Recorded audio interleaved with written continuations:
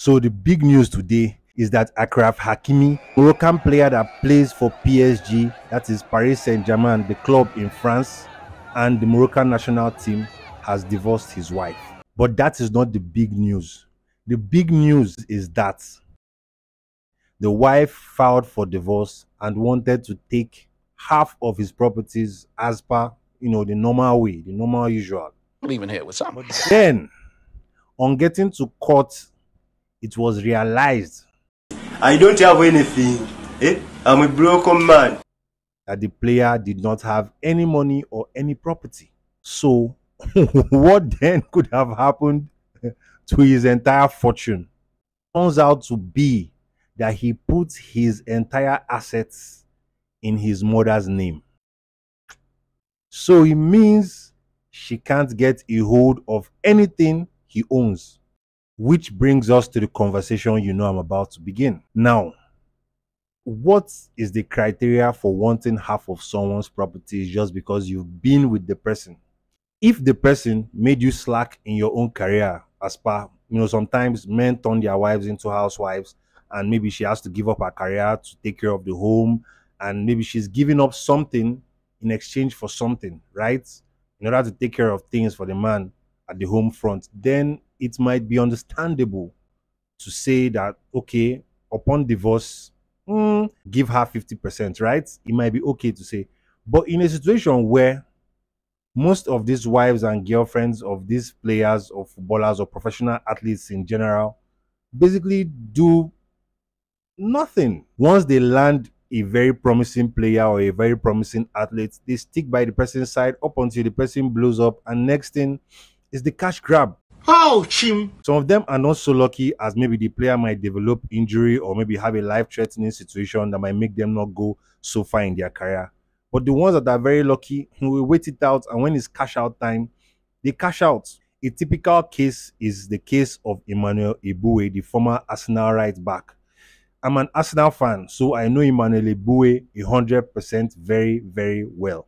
I was completely surprised to hear or to know years later, after he left Arsenal Football Club, that he was homeless and sleeping on a train. What happened? His wife took everything he owned, every single thing he owned.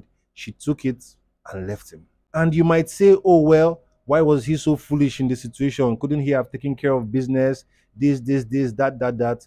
But one factor you have to also understand is that most of these players are immigrants.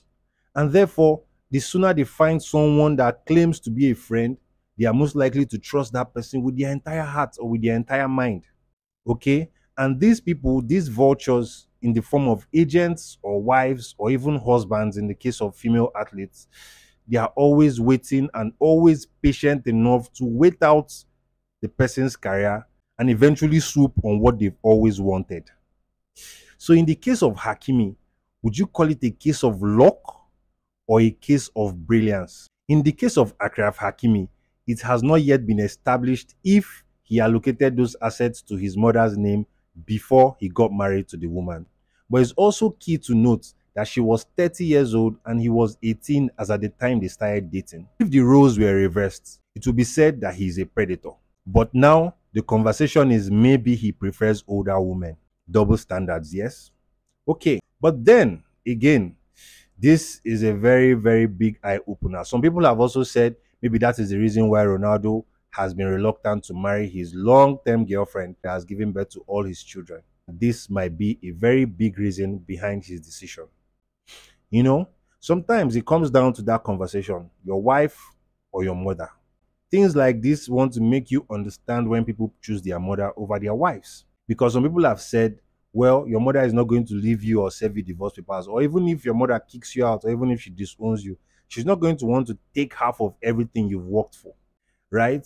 Some people also say, well, in a case where the woman has given up her career for you, or in a case where your wife has sacrificed more or is willing to sacrifice more for you than your mother ever will. But the truth is, regardless of how anyone feels about this, some mothers are also not all that. There are some mothers that are extremely wicked, while some people will argue that the minute you get married, two become one, and your wife should always take precedence over your mother, right?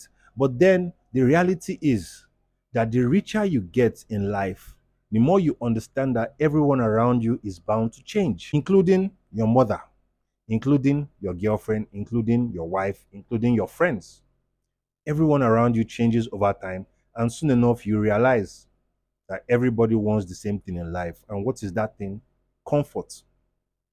Everybody wants to feel comfortable. Everybody wants to feel like they are not at risk of all of a sudden waking up one day to realize they've lost everything. So the question is, when you truly love someone, would you want to take everything that person owns just because you guys are no longer on good terms? That is the question. And this question also pertains to mothers and wives and friends. Because there have been situations where even your friends are going to betray you, like in the case of Paul Pogba. His brother and his friends were said to have kidnapped him for a huge amount of money they were asking him for.